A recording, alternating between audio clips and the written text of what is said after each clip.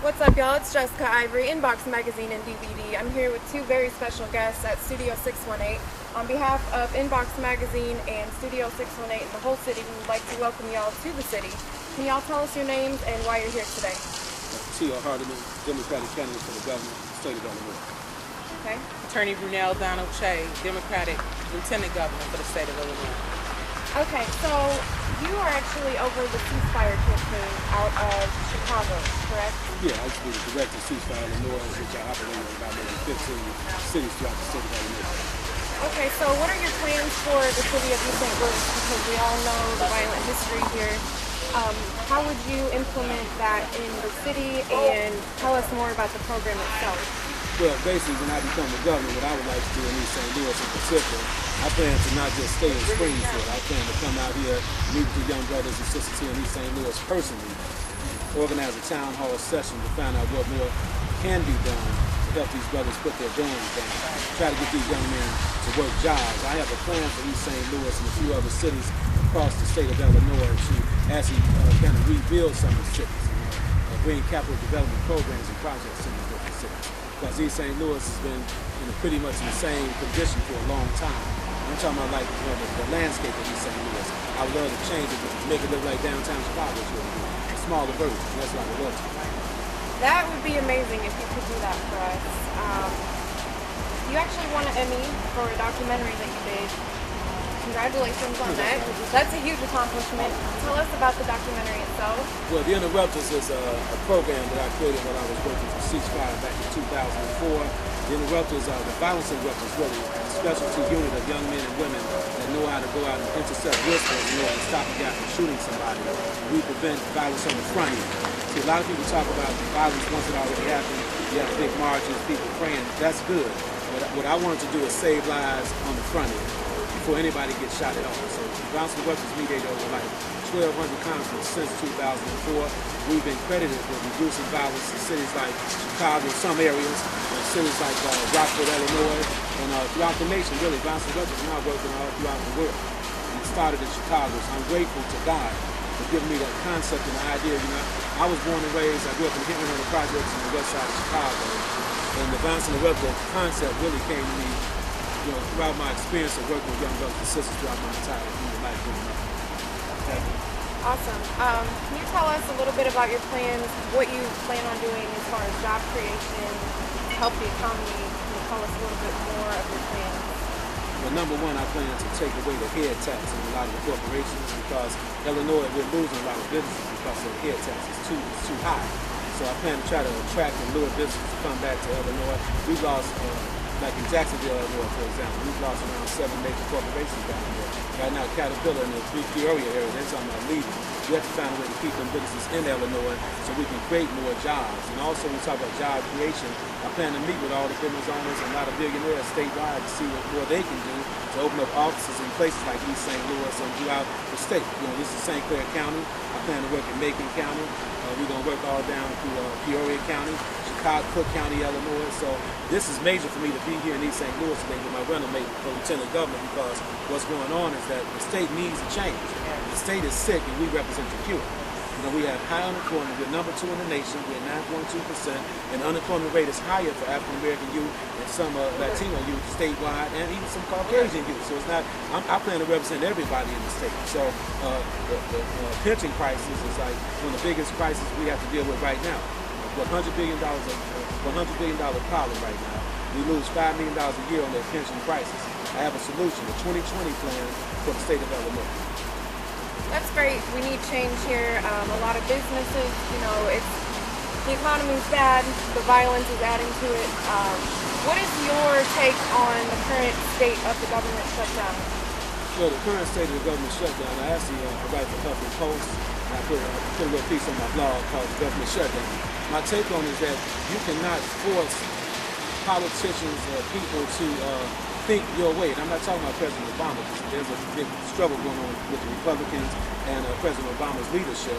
But why should we balance the budget or the crisis on the backs of the working class people? That's my position on it. As governor of the state of Illinois, I refuse to even think about balancing the pension crisis on the backs of the union workers. So that's my opinion. The government should not shut down. If anybody should shut down, the members of Congress and House should not receive their checks. Right. Right now, we have 800,000 federal workers out here trying to make ends meet with no ends to meet. Right. So that really bothers me, and I know my running mate has a comment on that too as well. Yes, ma'am. That's right. I just, the federal employees are working. We got people living check to check. We don't know who is hurting behind this. And that's the problem. The people, the voice and the heart of the people is not being heard. Everybody's looking in their backyard and their inheritance and their family. But the people whose backs that are being walked on are the people that put you in office. And there's time out for that. The people are hurting. The people are crying out, and they need a voice. And that's why we stepped up. We walked out of our normal lives. We're not politicians. We don't pay to play. We don't do all that. We walked out of being public servants, which is what we have done. We both have built from nothing to something. And we have a proven track record in that. Me, I was a prosecutor. I was a Cook County public defender. I've been in private practice 5 years. I've spent my career helping people. Tio Candidate spent his career helping people, saving lives, going into some of the most unsavory neighborhoods you could possibly think of to bring people out with life. And right now, this state is on life support, point blank, period. And we need a real doctor, somebody that has a proven track record in conflict resolution, that has dealt with some people that you wouldn't even want to sit in a room with. Tio Candidate has done that. If he can do that with individuals we don't even want at our dinner table, what can he do with individuals who are educated, who have financial ability, and who are now running our state?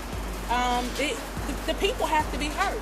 And if we're not careful, we're going to be the next bankruptcy state.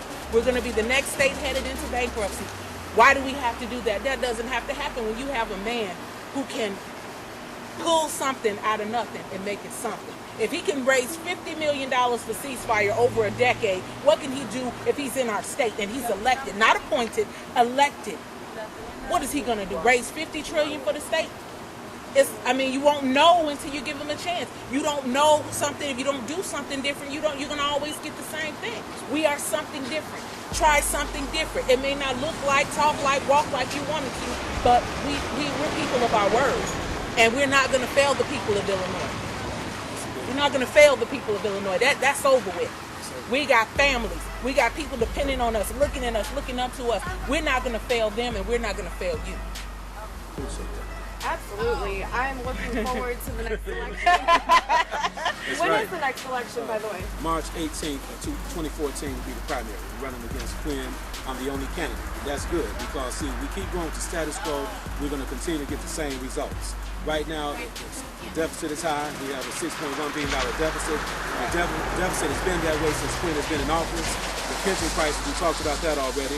Unemployment is high. We have a lot of issues. Right now, one main issue that's not being addressed, we have a lot of inmates. We have 48,000 inmates in the Illinois Department of Corrections. 16% of the inmates suffer from mental illness problems. And the same thing happens in a lot of these county jails throughout the entire state. We have to open up mental health facilities and get these people the right help they need because they're not getting it right now. So as soon as these guys are released from prison, they go right back. Recidivism is 54% in the state of Illinois, meaning people going in, they're coming right back. So we have to work a little harder to help provide the necessary services for the people. And that's how you make changes out here. And we have to create jobs. There's nowhere in the world we should be in any city that's 100,000 people or more throughout this state without some major industries and corporations like locked down in these cities to help people stay employed. Even with the government shutdown, here it is, you wake up, some people's jobs are their very lives. People love going to work. So what you're doing is you're letting people down because leaders are willing to play these little petty games. You know, I'm not going to give you what you want because you won't give me what I want. But at the same time, people out here can't even go to their bank account and pay a light bill. They cannot even put gas in their cars. So we need people like myself and my running mate here to step up and stand in the gap for the working class people. That's why I'm running for governor. Plus, I'm nobody to play with when it comes down to debating people.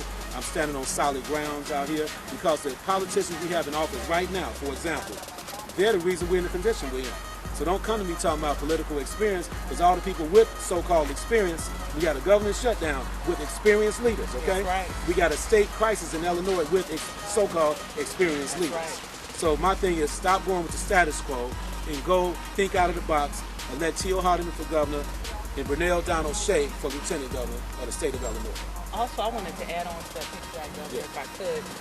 You know, I see a lot of people in the jails. You know, I go in the back. I get to go in the back and visit with inmates, and all of them are just saying, you know, I need a job. I just need something to do. And I feel like, you know, if someone gets out of prison, they have done their time. We cannot be double taxing people. Once you've gotten your time and you get out, you should have an opportunity to work as well. If a person is getting up every day, putting on their pants, putting on their shirt, putting on their tie, going to work, do they have time to think about knocking you upside your head, waiting on you to leave your house to go rob your house? No, they're not thinking about you. They're on their way to work too. So we've got to really give people a second chance. And I think the governor was saying something about too, maybe doing some kind of incentive for businesses to hire ex-offenders so that people can go to work and take care of their families. A lot of these young men and women are married. They have children that are left behind. And when they come home, they just want to come home and do the right thing. They've had 23 hours a day to think about what they did to get them there. Now we just need some kind of opportunity for them when they step out of those bars. We got to do something. We got to do something different. We can't keep ignoring it. The problem is getting worse and worse. And we're here. We're ready. Give us a chance. Let us try. You gave Queen a chance. You've given Blagojevich a chance. You gave Ryan a chance. Give us a chance. This is not about color, people. This is about humanity. This is about human being. We're speaking human being here. This doesn't have a color. So I'd just like to say that. Give us a chance to show you what we can do. We're ready. Amen. God bless you both for being in this position. We're definitely looking forward to seeing more of you in East St. Louis. I'm Jessica Ivory. How can we connect with you all online? Twitter, Facebook, Instagram? You can go to the website, HardemanForIllinois.com, and Hardeman for Illinois on Twitter as well. And you can reach out to us at 773-391-9072.